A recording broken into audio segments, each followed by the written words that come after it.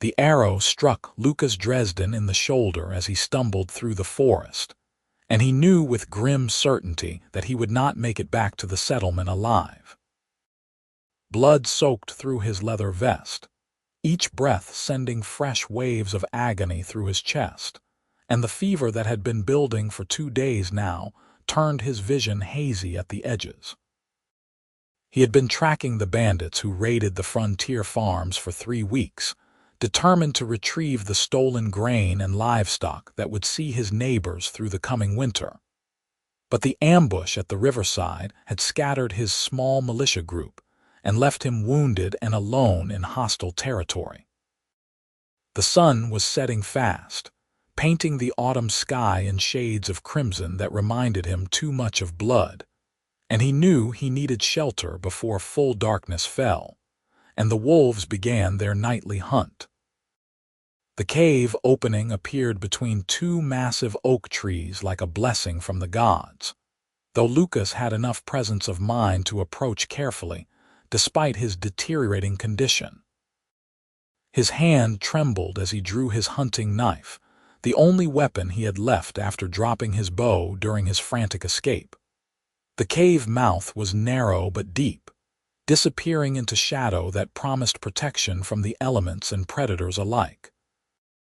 He listened carefully, hearing nothing but the wind rustling through the dying leaves and his own labored breathing. With his last reserves of strength, Lucas pushed himself inside, collapsing against the stone wall just beyond the entrance where the fading daylight could no longer reach him. He did not hear the footsteps returning to the cave until it was far too late to run. The figure that appeared in the entrance was backlit by the dying sun, but Lucas could see enough to make his heart sink with despair. Green skin, broad shoulders, the distinctive silhouette of tusks curving upward from a strong jaw. An orc. He tried to raise his knife, but his arm refused to cooperate, the fever stealing his coordination along with his strength. The orc stepped inside, and Lucas found himself staring up at a female warrior who looked as surprised to see him as he was terrified to see her. She was tall, perhaps 6 feet, with the athletic build of someone who spent their life in physical labor or combat. Her green skin was darker than the summer grass, more the color of pine needles, and her black hair was pulled back in a practical braid that fell past her shoulders. Small tusks protruded from her lower jaw, and her amber eyes widened as she took in the sight of the injured human bleeding in her home. She wore simple leather armor over rough spun clothing, and a hunting bow was slung across her back alongside a quiver of arrows. Her hands flexed at her sides, and Lucas wondered if she would kill him quickly or slowly. "You are hurt," she said finally, her voice lower than a human woman's but clear and direct. She spoke the common trade language with only a slight accent, each word carefully pronounced. "I will leave," Lucas managed to say, though they both knew it was a lie. He could barely sit upright, let alone walk. The orc woman studied him for a long moment, her expression unreadable. Then she moved deeper into the cave, stepping past him with cautious distance, and began gathering items from the back where Lucas could now see she had made a small camp. Dried herbs hung from crevices in the stone, and a rolled sleeping fur occupied a natural shelf in the rock. She returned with a leather water skin and a bundle of cloth that might have once been part of a shirt. "You will die if you leave," she stated flatly, kneeling beside him but still maintaining careful distance. "You will probably die if you stay, but the chance is better."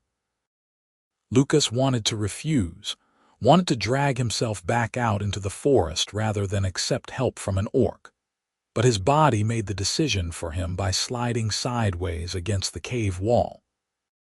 The world spun sickeningly, and he felt the orc's strong hands catch him before his head could crack against the stone floor.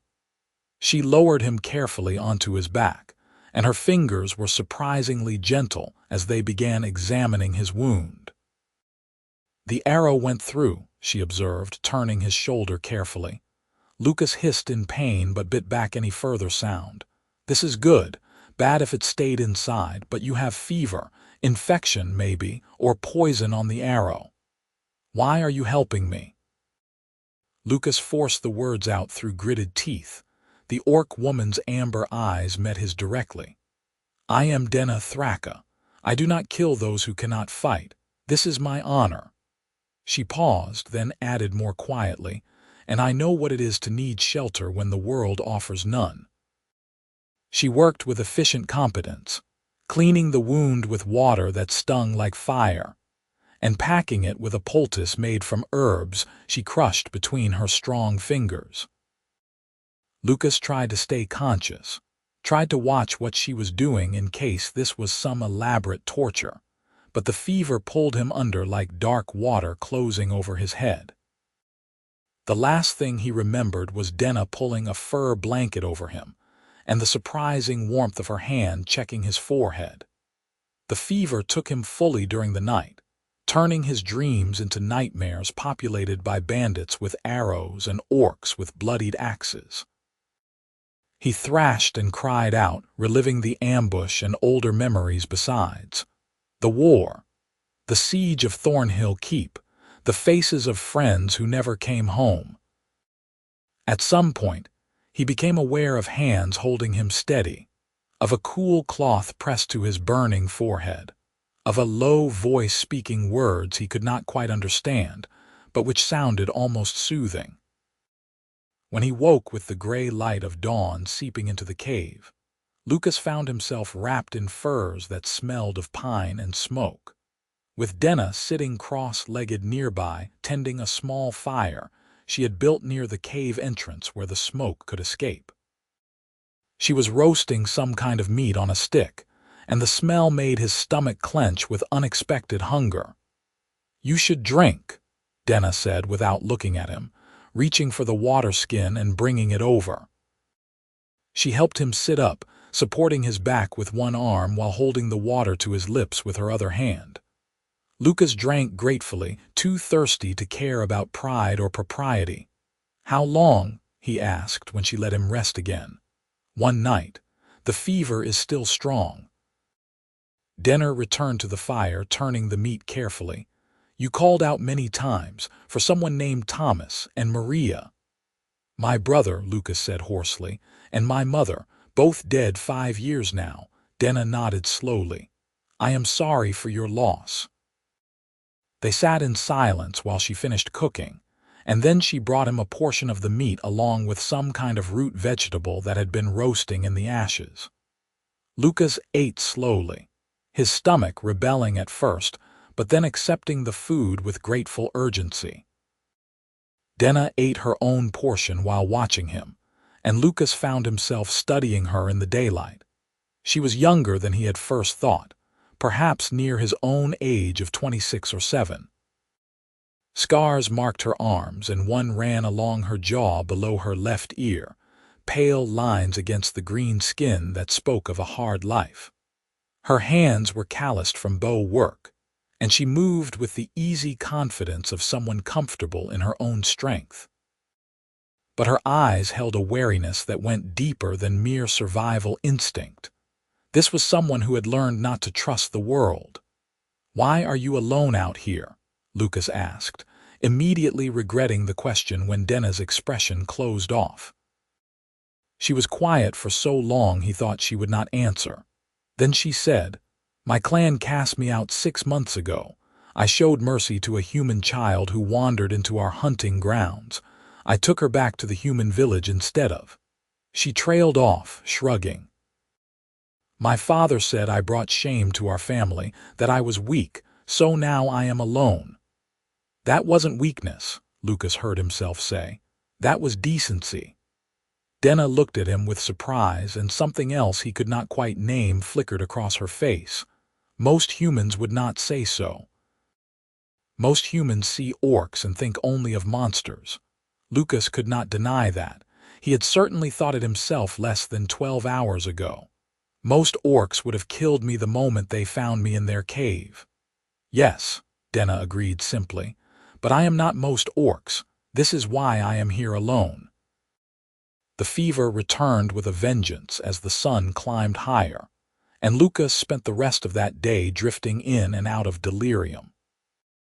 Denna stayed close, changing his bandages with fresh poultice, making him drink water even when he tried to refuse, and keeping the fire small and controlled so they would have warmth without drawing attention from anyone who might be passing through the forest. When the chills racked his body so hard his teeth chattered, she wrapped him in another fur. When the fever spiked and he burned, she bathed his face and chest with cool water. "Why?" Lucas asked during one of his clearer moments, catching her wrist as she pressed the wet cloth to his forehead. "You do not owe me this." Denna looked down at his hand on her wrist, and Lucas realized he was probably the first person who had touched her in months. She did not pull away. "No one owes anyone anything in this world," she said quietly, "but we choose what we do anyway. This is what makes us more than animals." She gently extracted her wrist from his grip and continued her work, and Lucas felt something shift in his chest that had nothing to do with fever or infection. The second night was worse than the first. The poison or infection in his blood reached its peak, and Lucas shook so violently he could not hold still. Denna pulled him against her chest, wrapping both of them in the furs and holding him with steady strength while the fever burned through him. Her body was warm and solid, an anchor in the storm of his delirium, and she murmured words in the orcish language that sounded like prayers or perhaps lullabies. Lucas buried his face against her shoulder without thinking, seeking any comfort against the pain and sickness, and Denna's arms tightened around him. "Stay," she commanded when he mumbled something about needing to go to get back to the settlement. "Stay and fight. You are stronger than this poison." He was not sure if he was strong enough, but he tried because she asked him to. The night stretched endlessly, marked by cycles of burning heat and bone-deep chills. Denna never let go, never showed impatience or frustration, just held him through each wave of fever and kept him as comfortable as she could with the limited resources available in the cave. Her hand stroked his hair at some point, a gesture so unconsciously tender that Lucas felt his throat tighten with unexpected emotion. When was the last time anyone had touched him with gentleness? Since his mother died, since Maria passed from the winter fever that ravaged the settlement. Toward dawn, the fever finally broke. Lucas woke to find himself still held against Denna's chest, her arms loose around him now, and her head tilted back against the cave wall in exhausted sleep. The fire had burned down to embers, and pale light filtered through the entrance. He could hear birds beginning their morning songs, and for the first time in days, his mind felt clear and his body felt like his own again. Denna stirred as he shifted carefully, her amber eyes opening immediately and focusing on his face. She studied him with clear relief, though her expression remained controlled. "The fever broke," she observed, reaching up to touch his forehead. "You are still warm, but better. Much better." "You held me all night," Lucas said, his voice still rough with illness but stronger now. "You were shaking too hard to sleep otherwise." Denna moved carefully, helping him sit up on his own and extracting herself from the tangle of furs. "I will make food. You need to eat to get strength back." She busied herself with rekindling the fire and preparing a simple breakfast of more roasted meat and roots, along with some kind of porridge made from grain she had stored in leather pouches. Lucas watched her work, noting how she avoided meeting his eyes now, how her movements were brisk and purposeful. She was putting distance between them again, rebuilding the walls that the night had broken down. "Thank you," Lucas said when she handed him a wooden bowl of the porridge. "For everything, you saved my life." Denna shrugged, settling by the fire with her own bowl. Anyone would have done the same, No, Lucas disagreed firmly. They would not have. Especially not for a stranger, especially not across our peoples. She looked at him then, really looked at him, and Lucas saw the loneliness in her eyes that matched the ache in his own chest. How long had it been since either of them had real companionship? Since someone saw them as a person rather than just a human or just an orc? When you are stronger, you will go back to your settlement, Denna said, not quite making it a question. I should, Lucas agreed. They will think I am dead, and the bandits are still out there, still a threat. Yes, you should go. Denna looked away, stirring her porridge without eating it. They finished breakfast in heavy silence, and then Lucas insisted on trying to stand. His legs shook and his shoulders screamed in protest, but he managed to stay upright with Denna's reluctant assistance. He took a few careful steps, testing his balance, and was relieved to find that while he was weak, he was not completely helpless. 2 more days, Denna pronounced, guiding him back to sit on the furs. Maybe 3, then you can travel. Lucas wanted to argue, wanted to say he could leave now and spare her any further trouble, but he knew she was right. In his current condition, he would not make it a mile before collapsing. I do not want to put you at risk, he said instead. If someone comes looking for me. No one will find this cave unless I want them to, Denna assured him. I have hidden here for 6 months without discovery. A few more days will not matter. But they both knew it mattered. Each additional day together was another risk. Another complication in the simple equation of orc and human staying on opposite sides of the divide that their societies had built. Lucas settled back against the cave wall, trying not to think about how much he did not want to leave this place, did not want to return to the settlement where he lived alone in his small house, and spoke to his neighbors only about weather and crops and the constant struggle of frontier life. The next 3 days developed their own rhythm. Denna would wake early and check his bandages, redressing the wound with fresh poultice that smelled sharp and medicinal. Then she would go out to hunt or gather food, always cautious, always watching for signs that others might be nearby. Lucas rested and regained his strength, doing small exercises to rebuild his stamina and practicing with his knife to restore his coordination. In the evenings they would share a meal by the fire, and slowly, carefully, they began to talk. Denna told him about her childhood in the orc clan, about learning to hunt and fight alongside her brothers, about the strict code of honor that governed every aspect of orcish society. She spoke of her mother who died when Denna was young, and her father who valued strength above all else and saw mercy as weakness to be purged.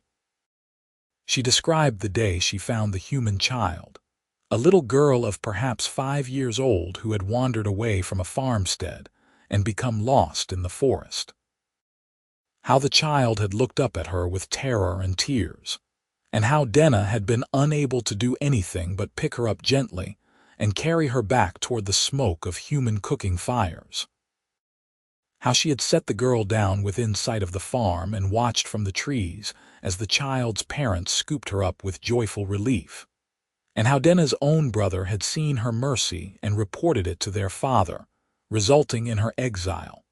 Lucas told her about his own past in return, about growing up on the frontier with his younger brother Thomas and their mother Maria after their father died in a mill accident, about joining the territorial militia when he turned 18 and fighting in the border wars against the orcish clans that raided human settlements. He told her about Thomas dying in one of those raids, an arrow through the heart, and how their mother had never recovered from the loss, fading slowly until the winter fever took her. He explained that he had become something of a protector for his small settlement, the one people turned to when there was danger or difficulty, and how he had been tracking the bandit group when they ambushed him. "You have killed orcs," Denna said quietly on the third evening, stating fact rather than asking. Yes, Lucas admitted, meeting her eyes. In battle, during the raids, I will not lie to you about that. Denna nodded slowly. And I have killed humans, not many but some. In defense of my clan before my exile, this is the world we live in. Does it have to be? Lucas asked. This endless cycle of raids and revenge and bloodshed? I do not know. Denna poked at the fire with a stick, sending up a small shower of sparks. The elders teach that humans and orcs can never live in peace, that humans see us as monsters and we see them as weak and treacherous, that the gods made us to be enemies. I do not believe the gods are that cruel, Lucas said, or that stupid. Why create two peoples capable of talking to each other, of understanding each other, if the only purpose is eternal war? You sound like my mother, Denna said with a small smile that softened her features remarkably. She used to say that honor meant more than just strength in battle. That true courage was knowing when not to fight. She sounds like she was wise. She was. My father never forgave her for it. Denna's smile faded. He chose a new mate within a month of her death. Someone who agreed that mercy was weakness, and that any orc who questioned the old ways was a traitor to the clan. Lucas reached out without thinking and touched Denna's hand where it rested on her knee. She startled slightly but did not pull away, just looked down at their hands with an expression of wonder. Her skin was warm beneath his fingers, the texture slightly rougher than human skin but not unpleasant. After a moment she turned her hand over, letting their palms press together, and Lucas felt his heart begin to beat faster. Lucas Dresden, Denna said softly, trying out his full name. This is dangerous, I know. Your people would call you traitor. Mine would kill me on sight if they knew I helped you, let alone. She trailed off, but her fingers curled slightly around his. Let alone this, Lucas finished, knowing she meant the connection growing between them, the pull that had nothing to do with gratitude or simple companionship, and everything to do with the way she had held him through the fever, the way she smiled when he made her laugh with stories of his childhood mishaps, the way his chest tightened every time she returned from hunting, and he felt relief that she was safe. They sat like that for a long time, hands joined, watching the fire burn down. When they finally separated to sleep, Denna on her furs and Lucas on his borrowed bedding, the cave felt colder than it had before. On the fourth day, Lucas knew he was strong enough to travel. His wound had closed cleanly under Denna's skilled care, and though his shoulder was still sore and weak, he could move it through its full range of motion. His fever was completely gone, and his strength had returned to the point where he could walk steadily and even jog for short distances. There was no more excuse to stay. I will walk with you to the edge of the forest, Denna said as they shared what both knew would be their last meal together. Make sure you do not collapse before reaching your settlement. You do not have to do that, Lucas protested, though he wanted her to, wanted any extra time he could steal. If someone sees you. I have been avoiding detection for 6 months, Denna reminded him. I know how to stay hidden. She paused, then added more quietly, and I want to see you safely home. To know you made it. They packed up the few items Lucas would need for the journey, including food and water and a proper bandage that would last until he could reach the settlement healer. Denna also insisted he take her spare knife since his had a damaged blade, and she tucked a small leather pouch into his hand. More of the healing herbs, she explained. If the wound shows any redness or heat, make it into a paste with water and apply it. Tell your healer it is bloodroot and sage and silverleaf. Any good healer will know these things. Thank you, Lucas said, clutching the pouch like it was precious treasure. Which it was, he realized. Not because of the herbs, but because it was a piece of her, something to keep and remember. They left the cave as the sun reached its peak, Denna carefully obscuring any sign that they had been there. She led him through the forest with the confidence of someone who knew every tree and stream, choosing paths that avoided open areas and kept them concealed beneath the autumn canopy. They walked in silence for the first hour, both aware that every step was bringing them closer to the moment of separation. "What will you do?" Lucas asked finally as they paused beside a creek to refill their water. "After I am gone, will you stay at the cave?" Denna shrugged, kneeling to drink from the clear water. "For now, winter is coming and the cave is good shelter. In spring, perhaps I will move farther into the wilderness, find somewhere even more remote." "That sounds lonely," Lucas said quietly. "It is lonely now," Denna replied, standing and wiping her mouth. "But it is also safe. Safer than trying to live near either humans or orcs. There must be somewhere you could go, somewhere our peoples live in peace. If such a place exists, I have never heard of it." Denna adjusted the bow on her shoulder, preparing to continue. "The world is not kind to those who cross the boundaries, Lucas. You know this." He did know it, but he hated it. They walked on, and Lucas tried to memorize everything about this journey. The way the afternoon light caught in Denna's black braid, the sound of her steady breathing and sure footsteps, the occasional times when their hands would brush accidentally, and they would both pretend not to notice the contact. He wanted to say something, wanted to tell her that these few days had meant more to him than he could properly express, but the words seemed too large and too inadequate all at once. As the sun began to sink toward the horizon, they reached a rocky outcropping that overlooked a valley. In the distance, Lucas could see the smoke rising from the chimneys of his settlement, perhaps 2 miles away across open farmland, so close, and yet the distance felt infinite. "I can go the rest alone," Lucas said, though it physically hurt to form the words. "You should not risk getting closer." Denna nodded but made no move to leave. She stood beside him looking out over the valley, her profile sharp against the golden light.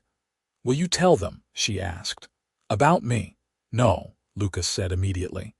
"Never. I will say I found shelter in a cave and treated my own wounds." "They will believe it. They will be too happy I survived to ask too many questions." "Good." Denna turned to face him, and her amber eyes were bright with something that looked like unshed tears. "You are a good man, Lucas Dresden. I am glad I found you in my cave. I am glad I could help you." "Denna." Lucas reached out and took both her hands in his, stepping close enough that he could smell the pine and wood smoke scent of her. "What if you came with me? What if we told them together, showed them that humans and orcs can live in peace?" "They would kill me," Denna said simply. "And probably imprison you for bringing me. You know this is true." "Then I will come back," Lucas said desperately, the words spilling out before he could think them through. "I will come back to the cave and visit you, bring you supplies, books, whatever you need. You do not have to be alone."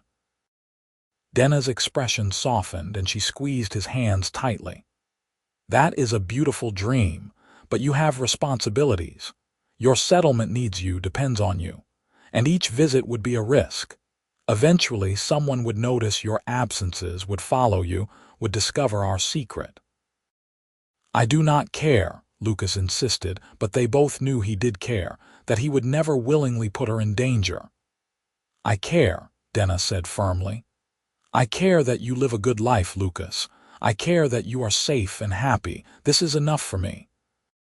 "It is not enough for me," Lucas said, and then before he could lose his courage, he leaned forward and kissed her. Denna made a small sound of surprise but did not pull away. Her tusks pressed against his face, an unusual sensation but not unpleasant, and her lips were softer than he had expected. For a moment she was completely still, and then her hands came up to grip his shoulders and she kissed him back with a fierce intensity that stole his breath. They broke apart after a long moment, both breathing hard, and Lucas rested his forehead against hers.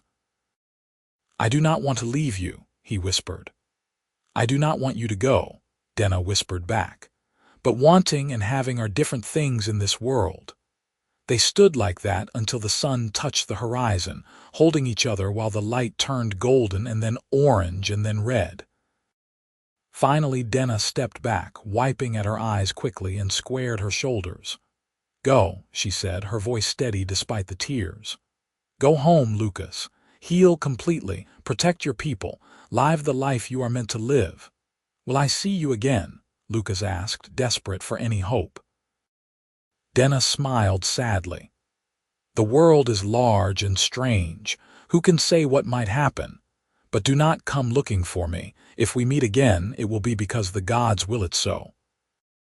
She turned and walked back into the forest before Lucas could respond, disappearing into the shadows between the trees with the silent grace of a natural hunter. Lucas stood watching the place where she vanished until the light was nearly gone, and then he forced himself to turn and begin the walk down to the valley and the settlement and the life he knew. The welcome he received was overwhelming. The settlers had indeed assumed him dead, and his return was celebrated with a feast that evening despite the meager supplies available. Lucas told his story carefully, leaving out any mention of Denna and attributing his survival to luck and the healing herbs he had found in the forest. The settlement healer examined his wound with approval, asking questions about the poultice that Lucas answered as vaguely as possible while still providing enough detail to satisfy her professional curiosity. His friends clapped him on the back and told him he was too stubborn to die. The elderly couple who lived next to his small house brought him fresh bread and insisted he eat it while it was still warm. Young children stared at him with wide eyes, and mothers who had lost sons in various raids or accidents looked at him with a complicated mixture of relief and envy. Everyone wanted to know about the bandits, and Lucas gave a full report on their numbers and location and tactics, information that would help the settlement marshal organize a proper defensive response. But through it all, Lucas felt hollow. He smiled and thanked people and accepted their generosity, but his mind kept returning to a cave in the forest and an orc woman who had held him through the fever and kissed him goodbye at sunset. The days turned into weeks, and Lucas threw himself into work as a distraction. He helped organize patrols to watch for the bandits, though the group seemed to have moved on to easier targets. He repaired fences and helped with the harvest and did all the 100 tasks that frontier life demanded.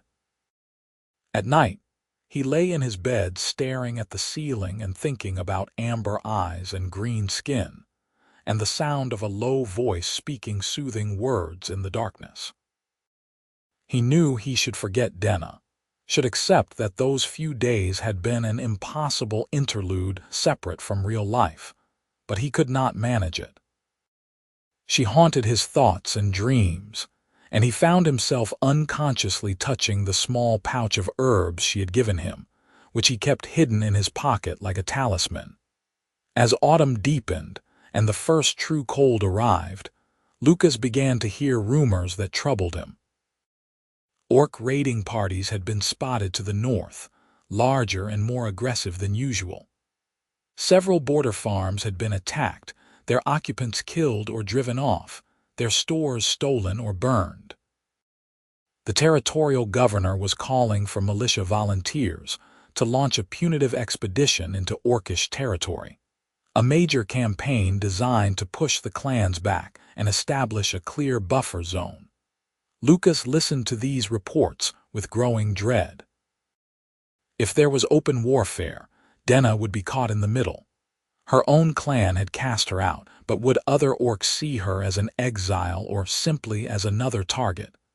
Would human forces distinguish between hostile orcs and a lone woman living peacefully in a cave? He knew the answer was no. In wartime, everyone became the enemy. The settlement marshal approached Lucas directly about joining the expedition. "You have experience," the marshal said, a grizzled veteran named Robert Crane who had fought in every border conflict for the past 20 years. "We need men who can track and scout, men who know how to survive in the wilderness." "I will think about it," Lucas said, which was not the immediate agreement Marshal Crane had clearly expected. "Think quickly," the marshal replied grimly. "We ride in 2 weeks." "And Lucas, this is not optional for able-bodied men of fighting age. The governor has invoked the territorial levy. You will either volunteer or be conscripted." Lucas spent a sleepless night wrestling with impossible choices. If he went with the expedition, he might be able to protect Denna somehow, to steer the soldiers away from her cave or warn her before they arrived. But he might also be forced to participate in actions he found morally reprehensible, to kill orcs who might be innocent or attack settlements that posed no real threat. If he refused to go, he would be imprisoned or worse, and Denna would face the coming storm without any protection at all. By morning he had made his decision, though it sat in his stomach like a stone. He would volunteer for the expedition, would use his position to gather information and look for any opportunity to help Denna. It was a terrible plan with almost no chance of success, but it was the only option he could see. The 2 weeks before departure passed in a blur of preparation. Lucas checked and rechecked his equipment, sharpened his weapons, and tried not to think about what he was preparing to do. The night before the expedition was scheduled to leave, he sat alone in his house, holding the pouch of herbs Denna had given him and wondering if he would ever see her again. The knock on his door came just after midnight, so soft he almost missed it.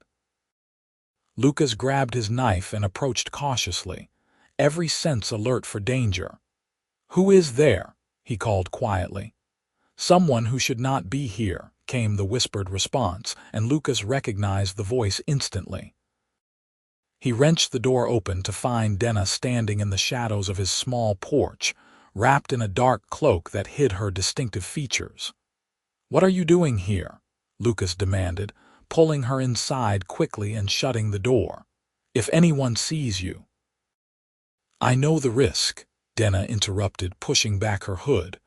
Her amber eyes were bright with urgency in the dim firelight. "I had to come. I had to warn you. Warn me about what?" Lucas lit a lamp with shaking hands, his heart pounding from shock and fear and sudden overwhelming joy at seeing her again. "The raids," Denna said urgently. "The attacks on your border farms. Lucas, it is not the clans organizing these raids. It is a rogue group, outcasts and exiles like me but with no honor. They are trying to provoke a war between our peoples." Lucas stared at her. "How do you know this?" "I have been tracking them," Denna explained. "When I heard about the raids, I knew something was wrong. The clans follow strict rules about combat and raiding. They would never attack in this way, never target civilians without cause. So I followed the signs and found their camp. There are perhaps 30 of them, outcasts from several different clans, led by a warrior named Guthak who was exiled for murdering his own clan brother. 30 against a territorial expedition of 200 soldiers," Lucas said slowly. "We will crush them easily." "No," Denna shook her head firmly. "You will not find them. Guthak is clever and these are desperate fighters with nothing to lose. They will lead your soldiers deeper into the wilderness, ambush them from hiding, use every dirty tactic available. Many of your people will die. And worse, your soldiers will retaliate against innocent orc settlements, killing families who had nothing to do with the raids. This is what Guthak wants. He wants to start a true war because he thinks in the chaos he can carve out power for himself." Lucas sat down heavily on his wooden chair, his mind racing. "I have to tell Marshal Crane. If we know the truth, we can adjust our tactics, maybe even send a smaller force specifically to hunt this rogue group." "Will he believe you?" Denna asked quietly. "And if he asks how you know this information, what will you tell him?" Lucas had no answer. Any explanation would lead back to Denna, would expose her and put her in immediate danger. The settlers would not believe an orc woman's testimony, would more likely imprison or execute her as a spy. But if he did not share this information, the expedition would proceed as planned, and the cycle of violence would escalate exactly as Guthak intended. "There has to be a way," Lucas said desperately. "Some way to stop this without sacrificing you." Denna moved closer, kneeling beside his chair and taking his hands in hers. "There is," she said, "but it is dangerous and you may not like it. Tell me." "I can lead you to Guthak's camp," Denna said. "You and a small group of soldiers you trust. We can strike quickly, eliminate the rogue band before the main expedition even leaves. Without Guthak and his followers, the raids will stop and there will be no need for the larger campaign." "That would work," Lucas agreed slowly. "But how do I convince anyone to follow an orc guide? And how do I protect you once your identity is known?" "You tell them I am a spy working for the territorial governor," Denna said. "That I infiltrated the orcish settlements and gathered intelligence. Humans like to think orcs can be bought or turned against each other.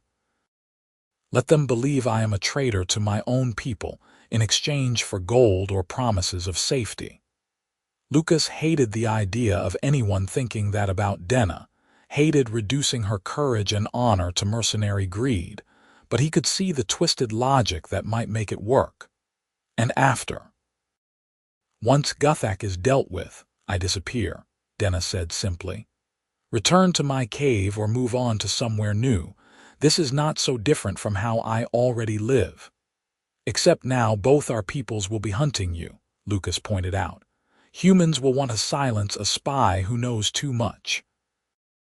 Orcs will want revenge for a traitor who led humans to kill their own kind, rogue or not." Denna's expression was resigned. "Then I will run farther and hide better. Lucas, this is the only way, and it is worth it to prevent a war that will kill hundreds or thousands on both sides." Lucas wanted to argue, wanted to find some other solution, but he knew she was right. He pulled her up into his arms, holding her tightly against his chest, and felt her arms wrap around him in return. They stayed like that for a long moment, taking comfort in each other's solid presence.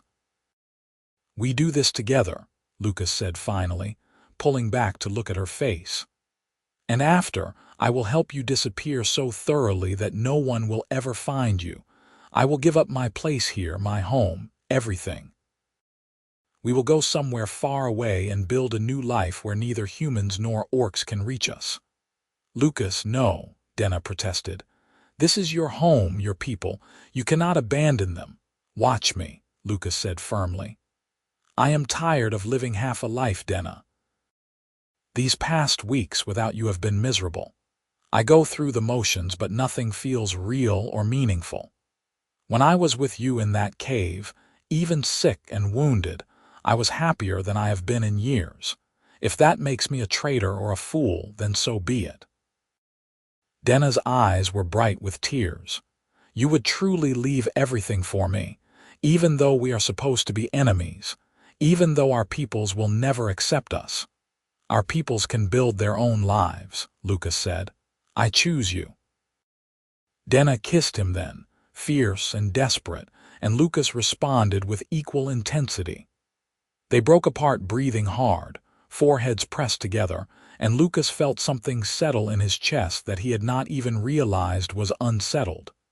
This was right. This was what he wanted, what he was meant to do. They spent the rest of the night planning. Denna would remain hidden in Lucas's house while he went to Marshal Crane with a carefully constructed story about a mysterious informant who had approached him with intelligence about the raids. Lucas would vouch for the informant's reliability without revealing too much detail, and he would volunteer to lead a small strike force to verify the information. If the strike succeeded, it would validate the intelligence, and no one would ask too many questions about its source. As dawn approached, Denna prepared to hide in the small root cellar beneath Lucas's house where she could remain concealed during the day. Before she descended the narrow ladder, Lucas caught her hand. "Whatever happens," he said quietly, "I want you to know that meeting you changed my life. That I do not regret a single moment, even the fever and pain." Denna smiled, touching his face gently with her calloused fingers. "I was so alone before you, Lucas. I had forgotten what it felt like to be seen, to matter to another person. Thank you for giving me that back." They shared one more brief kiss, and then Denna disappeared into the cellar, and Lucas closed the trapdoor, covering it with the worn rug that usually concealed the entrance. He took a few moments to compose himself, washing his face in the cold water from his basin and changing into clean clothes. Then he left his house and walked through the quiet pre-dawn streets to the marshal's residence. Robert Crane was already awake, sitting at his kitchen table reviewing maps by lamplight. He looked up in surprise when Lucas knocked and entered at his shouted invitation. "Dresden," the marshal grunted. "You are up early, changed your mind about volunteering, ready to sign up properly?" "Not exactly," Lucas said, settling into the chair across from Crane without waiting for invitation. "I have information about the raids that changes everything."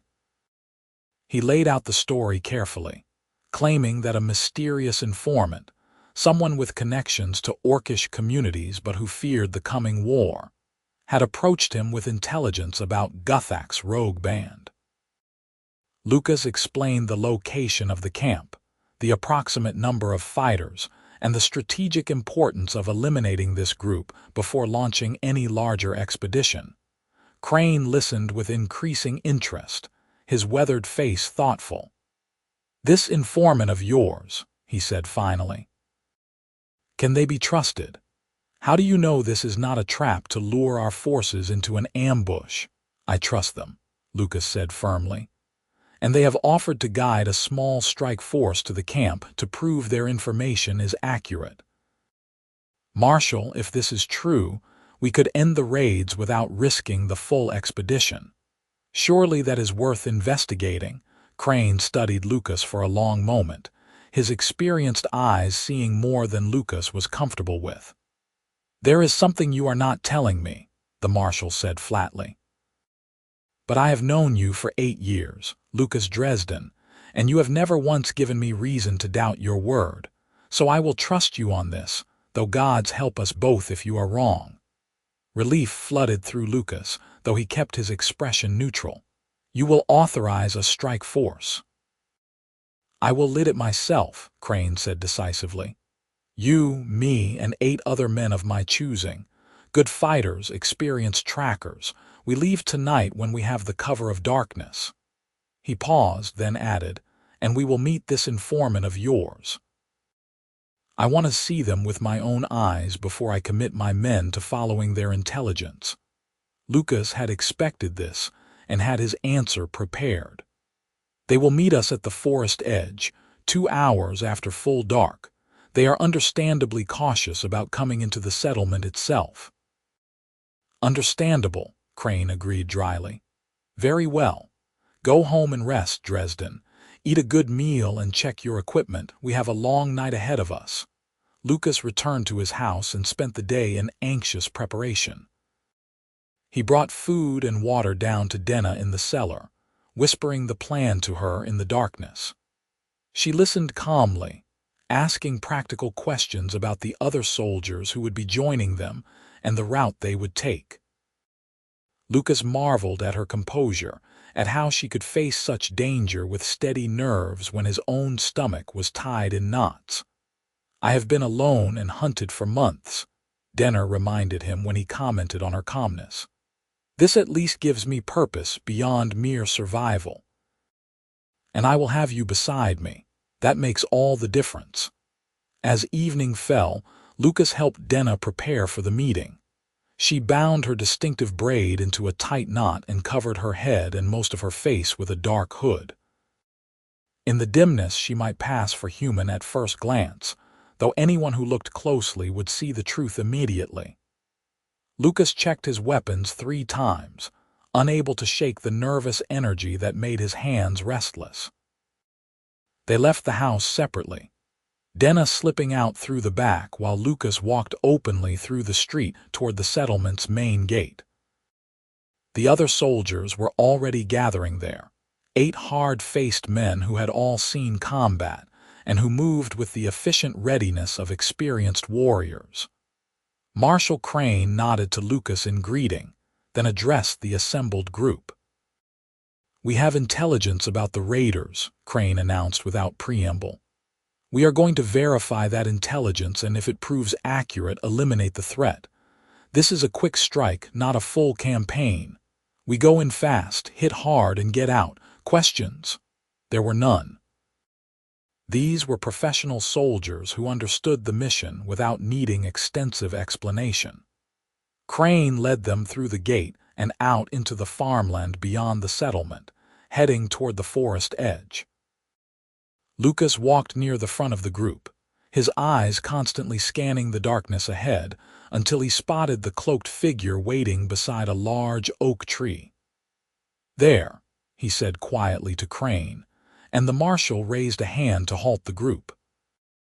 Denna stepped forward as they approached, keeping her hood low and her movements deliberately submissive. Crane studied her with narrowed eyes, and Lucas could see the exact moment when the marshal recognized what she was. Crane's hand went to his sword hilt, and several of the other soldiers reacted similarly. "Peace," Lucas said quickly, stepping between Crane and Denna. "This is the informant I told you about, an orc exile who wants to prevent a war as much as we do. You brought us here to follow an orc." One of the soldiers spat, a young man named Thomas Finch who had lost his father to an orc raid years ago. "This is madness, Dresden. This is opportunity," Crane said slowly, though his hand remained on his sword, "if the information is accurate." He addressed Denna directly. "Why should we trust you, orc? What do you gain by betraying your own people?"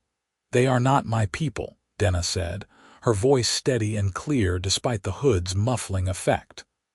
"I was exiled for showing mercy to a human child. The rogues who are raiding your farms are led by a murderer who was exiled for killing his own brother. We are not the same, and I will not let his actions start a war that will kill innocents on both sides." "Noble sentiments," Crane said dryly, "but I have learned to distrust nobility in wartime. However, Dresden vouches for you, and I trust Dresden, so you will guide us to this camp. But know that if this is a trap, you will die before any of my men do. Am I clear?" "Crystal clear," Denna agreed, and Lucas heard the slight edge in her voice that suggested she was not particularly intimidated by Crane's threat. They set off into the forest, Denna leading with confident familiarity while Lucas stayed close at her side. The other soldiers followed in a loose formation, weapons ready and eyes alert for any ambush. They walked through the night, Denna choosing paths that avoided open areas and natural bottlenecks where a trap might be sprung. Lucas could see the soldiers' respect for her tracking skills growing despite their initial hostility, as she read signs in the darkness that they would have missed. As dawn approached, Denna called a halt beside a small stream. "The camp is less than a mile ahead," she said quietly to Crane. "They post sentries, but not many. They are confident in their isolation and do not expect attack from this direction." "How do you know their routine?" Crane demanded. "I watched them for 3 days before approaching Dresden," Denna replied. "I learned their patterns, their guard changes, their weaknesses." Crane nodded thoughtfully. "We rest here for an hour. Let them settle into morning complacency. Then we strike." He looked at Denna. "You will remain here. This is soldiers' work now." "No," Lucas said before Denna could respond. "She comes with us. We need her to identify Guthak and to help navigate the camp, and she has earned the right to see this through." "The orc stays back," Crane repeated firmly. "I will not have her at my back when the fighting starts." Lucas was about to argue when Denna touched his arm. "It is fine," she said softly. "I will wait here. Just promise me you will be careful." Lucas wanted to protest, wanted to insist she be treated as a full member of the team, but he could see the intractable expression on Crane's face. This was the compromise that would keep the mission moving forward. He squeezed Denna's hand briefly, then moved to join the other soldiers in preparing for the assault. The hour passed quickly. Crane divided the soldiers into 3 groups. 4 men would approach from the west, 3 from the east, and Crane with Lucas would come in from the south. The goal was to surround the camp and strike simultaneously, giving the rogues no chance to organize a defense or escape. It was a solid plan that relied on timing and coordination, and Lucas felt his nerves settle into the familiar focus of pre-combat preparation. As they began to move into position, Lucas cast one last look back at where Denna waited concealed by the stream. She raised a hand in silent farewell, and Lucas returned the gesture before following Crane deeper into the forest. The rogue camp was exactly where Denna had said it would be, nestled in a small valley with good sight lines and multiple escape routes. Perhaps 24 orcs were visible, most just waking and beginning their morning routines. Lucas spotted several human captives bound near the central fire, likely prisoners taken from the raided farms. Anger flared in his chest at the sight, and he had to remind himself to stay calm and focused. Crane used hand signals to coordinate the assault, waiting until all 3 groups were in position. Then he gave the signal and they attacked as one. The fighting was brutal and efficient. The rogues were caught completely off guard, many still half asleep, when the human soldiers burst into their camp from 3 directions. Lucas cut down 2 orcs before they could reach their weapons, his sword moving with trained precision. Around him, the other soldiers fought with grim determination, their superior tactics and the element of surprise overcoming the orcs' natural advantages in strength and ferocity. Lucas spotted Guthak immediately, a massive orc with ritual scarring across his face and arms who roared orders at his followers, and grabbed a huge battle axe from beside his tent. The rogue leader was formidable, cutting down one soldier with a single devastating swing before turning to face Marshal Crane. The 2 leaders clashed with earth-shaking force, axe meeting sword in a shower of sparks. Lucas fought his way toward them, knowing Crane would need help against such a powerful opponent. But before he could reach the marshal, another orc intercepted him, a scarred female with twin daggers who moved with deadly speed. Lucas parried her first strike and countered with a thrust that she barely dodged, and then they were locked in a desperate dance of attack and defense. The battle felt like it lasted hours but was probably only minutes. Lucas finally managed to disarm his opponent with a lucky strike that sent one of her daggers flying, and then he put his sword through her chest with a quick thrust he had learned in his militia training.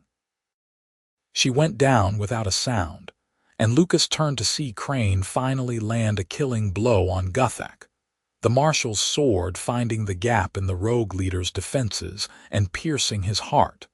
With their leader dead, the remaining rogues broke and ran. A few were cut down as they fled, but most escaped into the forest where pursuing them would have been dangerous and futile. The soldiers quickly secured the camp, freeing the human captives and searching for any intelligence or supplies worth taking. Lucas was helping free a young woman who had been bound near the fire when he heard a shout from the edge of camp. He turned to see Thomas Finch pointing toward the forest with his sword drawn. "Orc approaching," Finch yelled. "The informant is coming in." Lucas felt his heart sink as he saw Denna walking into the camp, her hood fallen back to reveal her face and tusks clearly. She moved calmly, despite the weapons now pointed at her, her amber eyes taking in the aftermath of the battle and the freed captives. "Stand down," Crane ordered his men. "That is our guide," but Finch did not lower his sword. "She is an orc," he said hotly. "We just killed 24 of her kind. Why should we let her walk away?" "Because she is the reason we found this camp," Lucas said sharply, moving to stand between Finch and Denna. "She provided the intelligence that made this victory possible. She is not our enemy." "All orcs are our enemy," Finch replied, and several of the other soldiers murmured agreement. "My father died to an orc arrow. Why should I spare any of them, informant or not?"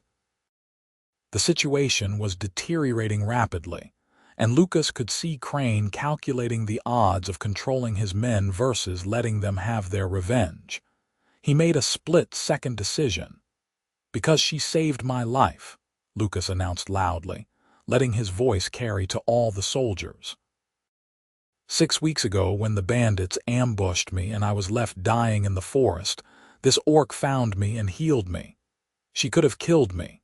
She could have let me die.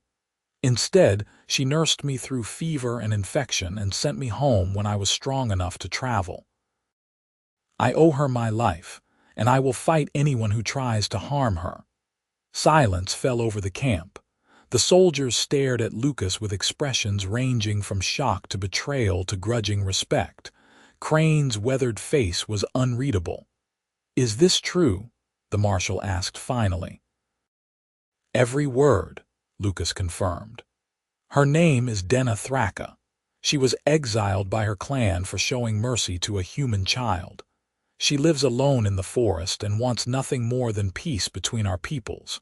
She is not our enemy. She is proof that we do not have to be locked in eternal conflict."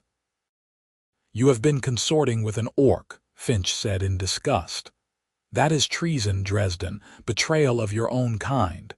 "No," Crane said slowly. "It is something else. Something I am not entirely sure I have words for." He looked at Denna, really looked at her, studying her with the experienced eye of someone who had fought orcs for 20 years and learned to rate them as individuals rather than monsters. "You helped Dresden even though he is human. You provided intelligence about Guthak even though it meant leading us to kill orcs. You did this because you believed it would prevent a larger war. Is that correct?" "Yes," Denna said simply, meeting Crane's gaze directly. "War serves no one but those who profit from death. I have seen too much killing. I wanted to stop more."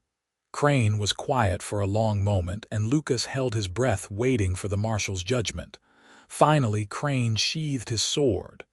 "Then you have my gratitude," the marshal said formally.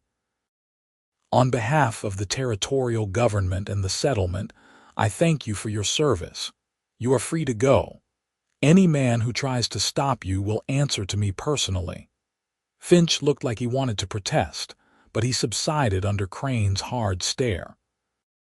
The other soldiers slowly lowered their weapons, though many still looked deeply uncomfortable with the situation.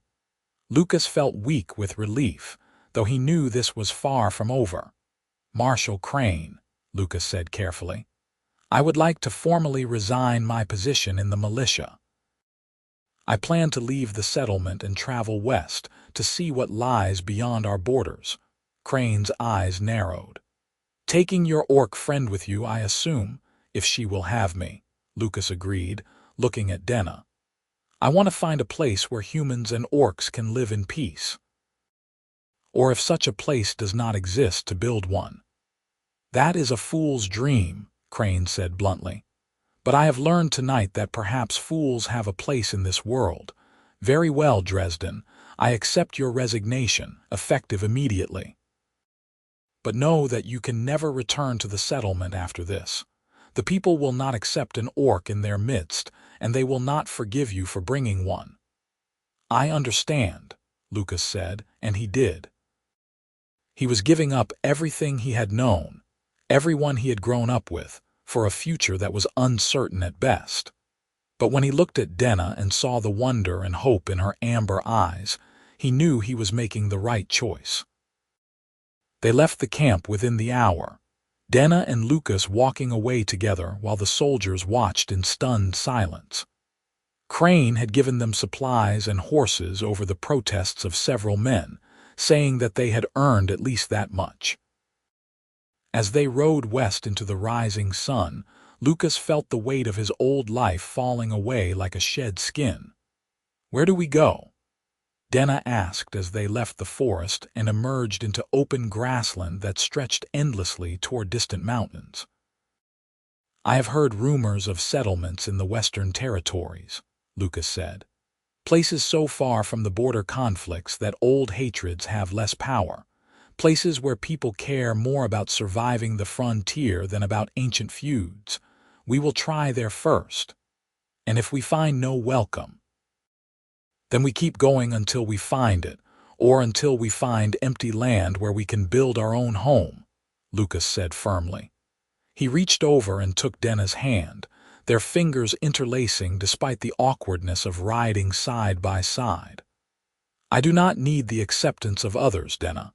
I just need you." Denna squeezed his hand tightly, and Lucas saw tears streaming down her green cheeks. "I was so alone," she whispered. "For so long I was so alone, and now I have you and it feels like the world has color again." They rode through the day and made camp that night in a small grove of trees beside a creek. As they sat by their fire eating the dried meat and bread Crane had provided, Lucas found himself thinking about the future with more excitement than fear. Yes, there would be challenges. Yes, they would face prejudice and hostility from both humans and orcs. But they would face it together, and that made all the difference. "Tell me about your dream," Denna said as they lay side by side under the stars, wrapped in their bedrolls for warmth against the autumn chill. "The home you want to build." Lucas thought about it carefully. "A small farm," he said finally. "Far from any settlement where we can be self-sufficient. Good land for growing food, a stream or well for water, forest nearby for hunting and timber. A house we build with our own hands, solid and warm. Maybe some chickens, a few goats, a milk cow. Simple things, but ours." "I have never wanted simple things," Denna admitted. "I was raised to be a warrior, to seek glory in battle and honor in strength. But lying here with you, imagining that farm, it sounds like paradise." "We can have it," Lucas said, rolling to face her. "It will not be easy. We will have to work hard every day, struggle against weather and wild animals and the land itself. But we can build something real, Denna. Something that belongs to us and no one else." "I want that," Denna said fiercely. "I want to wake up beside you every morning and work beside you every day and fall asleep in your arms every night. I want to build a life that has meaning beyond just survival." Lucas kissed her then, deep and slow, and Denna responded with the passionate intensity that he was coming to recognize as fundamental to her nature. When they finally broke apart, both breathing hard, Lucas rested his forehead against hers. "Marry me," he said impulsively. "I know we have no priest and no community to witness it, but marry me anyway. Let us make our own promises under these stars and consider ourselves bound to each other before whatever gods might be listening." Denna's eyes went wide with shock, and then she laughed with pure joy. "Yes," she said. "Yes, Lucas Dresden. I will marry you in the way of my people and yours and any other way we can think of. I will be your wife and you will be my husband, and to hell with anyone who says we cannot be together." They spoke their vows there beneath the autumn stars, making promises of loyalty and love and partnership that needed no official sanction to be meaningful. Lucas pledged to honor Denna's strength and courage, to stand beside her against any threat, to build with her the life they both dreamed of. Denna pledged to cherish Lucas's compassion and determination, to support him through hardship and celebrate with him in joy, to be his partner in all things until death parted them. When they were done, they sealed their marriage with a kiss that quickly turned to more, and they came together with desperate passion under the vast sky. Denna's green skin was warm and smooth beneath Lucas's hands, and her strength matched his own as they moved together. Lucas had never felt so completely connected to another person, so perfectly matched in body and spirit. They made love with fierce intensity, crying out their pleasure to the indifferent stars, and afterwards they lay tangled together in Lucas's bedroll, warm and sated and completely content. "My husband," Denna murmured against Lucas's chest, testing out the word. "My wife," Lucas replied, pressing a kiss to the top of her head. "My fierce, brave, beautiful wife." They fell asleep like that, wrapped around each other, and Lucas slept more peacefully than he had in months. The journey west took nearly 3 weeks as they traveled at an easy pace, stopping frequently to hunt and gather supplies. They avoided settlements at first, wary of how they would be received, but eventually necessity drove them to enter a small trading post to resupply. The reception was mixed. Some people stared at them with open hostility or fear. Others were merely curious, having heard tales of human orc couples but never seen one. A few were actively welcoming, seeing them as proof that the old wars could finally end. It was at that trading post that they heard about a settlement called New Haven, located in a valley 2 weeks further west, where the territorial governor had specifically encouraged people of all races to settle together. The governor's own daughter had married an orc warrior, the trader told them with a knowing wink, and the settlement was run on principles of mutual respect and cooperation rather than old prejudices.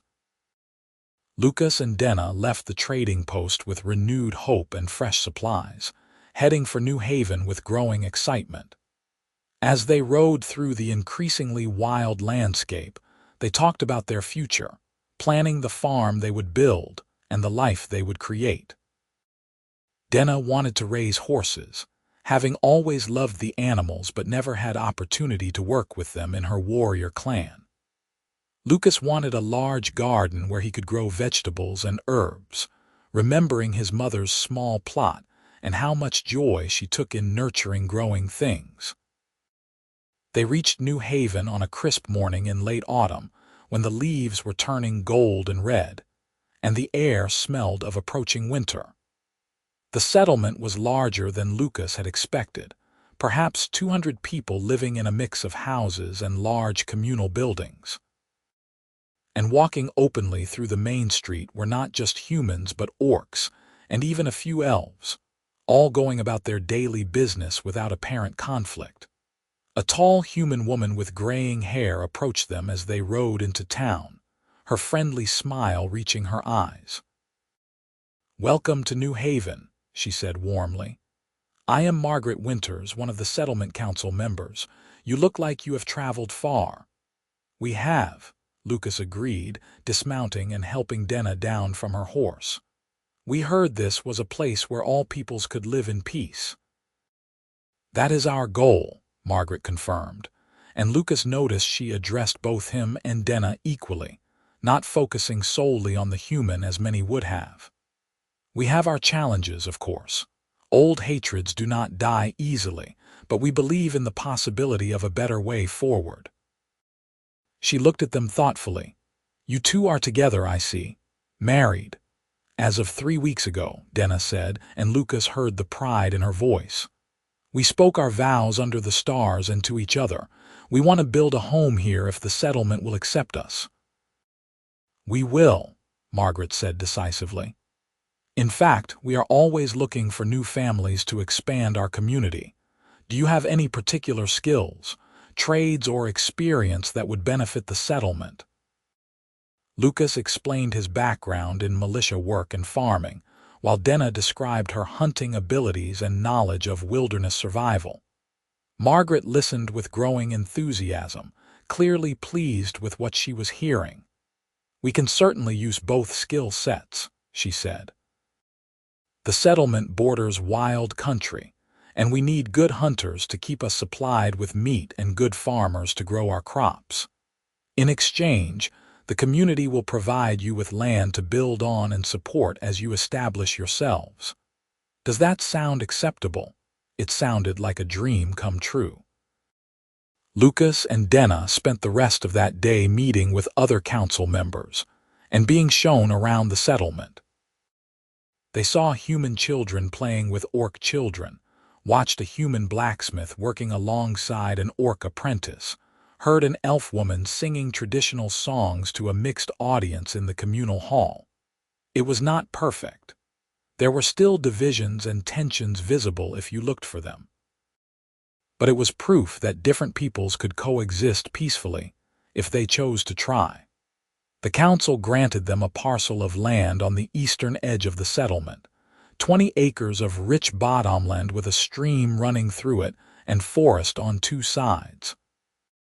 It was exactly what Lucas had described in his dream, and Denna walked the property with visible awe, touching trees and testing the soil like she could not quite believe it was real. "We can build here," she said to Lucas, as the sun began to set on their first day in New Haven. "We can make the home you imagined. Our home." "Our home," Lucas agreed, pulling her into his arms, "where you will never be alone again, and neither will I." They spent the winter months building their house with help from settlement volunteers who welcomed the chance to assist the new couple. Lucas proved to be a competent carpenter, skills learned from his father in childhood coming back despite years of disuse. Denna was strong and tireless, able to lift logs and beams that would have required 2 human men. Together, they constructed a solid 2-room house with a stone fireplace and real glass windows that were a gift from Margaret Winters. When the house was finally finished in early spring, they held a small celebration with their new neighbors. Humans and orcs alike came to help them warm the new home, bringing food and drink and household items to help them get started. An elderly orc woman gave Denna a set of cooking pots that had belonged to her own mother, saying she could see that Denna would honor them properly. A young human man who was courting an orc woman sought Lucas out specifically to thank him for proving that such relationships could work and endure. As the celebration wound down and their guests departed, Lucas and Denna stood together in the doorway of their new home, watching the stars emerge in the darkening sky. Lucas thought back to that night in the cave when Denna had found him dying and changed the course of his life forever. So much had happened since then, so much had changed, but the core of it remained constant, 2 people from different worlds who had chosen each other despite every force telling them it was impossible. "Are you happy?" Denna asked quietly, leaning against his shoulder. "Happier than I ever imagined I could be," Lucas replied honestly. I did not know happiness like this existed," Denna admitted. "For so long I was just surviving, just enduring each day. But now I have purpose and partnership and love. I have you, I have this." She gestured at the house, the land, the settlement beyond. "I have a future instead of just a present." Lucas turned to face her fully, taking both her hands in his. "I love you, Denna Thrakka, Dresden. I will love you every day for the rest of our lives. And when those lives are done, I will find you in whatever comes after and love you there too." Denna's eyes filled with tears, and she pulled him into a fierce embrace. "I love you, Lucas Dresden, my husband, my heart, my home." They went inside together as full darkness fell, closing the door on the cold spring night and building up the fire in their new hearth. They made love slowly and tenderly on the bed they had built with their own hands, wrapped in quilts sewn by new friends, surrounded by the solid walls of the home they had created together. And afterwards they lay entwined, Denna's head on Lucas's chest and his arms wrapped securely around her, listening to the sound of each other's breathing and the crackle of the fire. As sleep began to claim them both, Lucas thought about fever and fear, about a desperate night when an orc warrior had held him tight until dawn broke clear. That night had been the beginning of everything. It had taught him that old hatreds could be overcome, that people were more than the labels their societies placed on them, that love could flourish in the most unlikely circumstances if given a chance. He pressed a kiss to Denna's forehead and felt her arms tighten around him in response. Outside their window, the stars wheeled slowly through the sky, marking the passage of time and the turning of seasons. But inside their home, wrapped in each other's warmth, Lucas and Denna had found something that transcended time and season and all the divisions of race and species. They had found each other, and they had found home, and that was enough. That was everything,